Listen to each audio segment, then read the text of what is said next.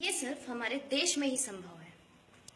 यहाँ के लोग यहीं की रोटी खाते हैं, यहीं की हवा में सांस लेते हैं, यहीं पर घर बनाते हैं, उसके बाद यहीं की जमीन में पाकिस्तान का झंडा लहराते हैं। सालों अगर पाकिस्तान इतना पसंद है तो वहीं पर बोरिया बिस्तर लेकर बस जाओ ना अपने परिवार के साथ। यहाँ क्या कर रहे हो? भारत है, यहाँ पे भारत का झंडा लहराएगा, पाकिस्तान का नहीं। और अगर कोई पाकिस्तान का झंडा लहराएगा तो उसे काट के फेंक दिया जाएगा, क्योंकि भारत में गद्दारों का कोई स्थान नहीं होना चाहिए। अब वक्त आ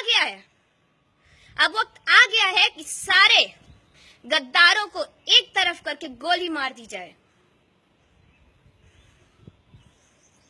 कश्मीर के लोग पत्थरबाजी पर उतर आए हैं। अरे मारो एक एक को गोली, कैसे पत्थरबाजी पे उतर आएंगे देखे जरा। पाकिस्तान से कुछ सीखते नहीं हो, आतंकवादी देश है वो। फिर भी वहां के लोग वहीं की जय जयकार करते। गलती से बोल दे इंडिया की रोटी खा के जाते हैं यहाँ वहां के स्टार्स, लेकिन गलती से बोल दे कि हमने भारत का नमक खाया है। पाकिस्तान से कुछ सीखना है ना तो ये सीखो कि वो अपने देश के प्रति कितना ईमानदार है। एक गद्दार वतन के लोग उसके लिए ईमानदार हैं। और ये तो विडंबना ही है कि भारत की रोटी खाना है, भारत का स्कॉलरशिप लेना है, भारत में रिजर्वेशन लेना है, उसके बावजूद यहाँ पे पाकिस्तान के झंडे लहरा देंगे ढंग ढंग ढंग ढंग ढंग ढंग। और जो बचा कुचा कसर है वो पूरा कर देते हैं हमारे यहाँ भगवा और मुस्लिम मुल्ला। भगवान ने धर्म दिया है तो अक्ल भी दी है। खुद पढ़ो, खुद समझो। किसी मुल्ला के पास जाने की जरूरत नहीं है उसके लिए, किसी भगवा चोले वाले के पास जाने की जरूरत नहीं है। वो कोई भगवान नहीं, वो भी इंसान ही है। तुमसे और हमसे ज्यादा विवेकशील नहीं होता वो, हमसे ज्यादा परहेजी भी नहीं है। असली संत तो हम लोग होते हैं। 25 सैनिक शहीद हो जाते हैं, उरी हमले का दर्द हटा नहीं। राजनाथ सिंह कह देते हैं कि हम इनकी कड़े शब्दों में निंदा करते हैं। निंदा, कड़े शब्दों में निंदा। अरे हम शर्मिंदा है कि आप हमारे गृह मंत्री, कोई हमारे घर में घुसता है, हमारे लोगों को नुकसान पहुंचाता है, हमारे लोगों को मार के जाता है, और आप बोलते हैं हम कड़े शब्दों में निंदा करते हैं। कोई मेरे घर में घुसेगा, मेरी माँ बहनों को आंख दिखाएगा, मेरे भाई को मार के जाएगा और मैं उसकी कड़े शब्दों में निंदा करती रहूंगी। लोगों से गुहार लगाऊंगी कि उसको आतंकवादी, उसको गलत साबित करो। घर में घुस के मारेंगे नहीं उनको, पूरे भारत को खत्म करने का वेट करेंगे।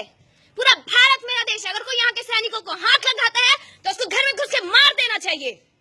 उसको डर होना चाहिए, खौफ होना चाहिए कि भारत की सरहद पर नजर भी न डाली जाए। लेकिन नहीं, आप लोग की तो रोटियां चलती हैं, कभी बीजेपी, कभी कांग्रेस, कभी आप। सब बारी बारी से अपनी अपनी रोटियां सेको। टैक्सेस इंक्रीज करो, सुविधाएं इंक्रीज नहीं होने वाली हैं। क्यों होंगी? कौन नियम का पालन करेगा? जो नियम खुद तोड़ता है वो। 2-4 लोगों के बोल देने से कुछ नहीं होता।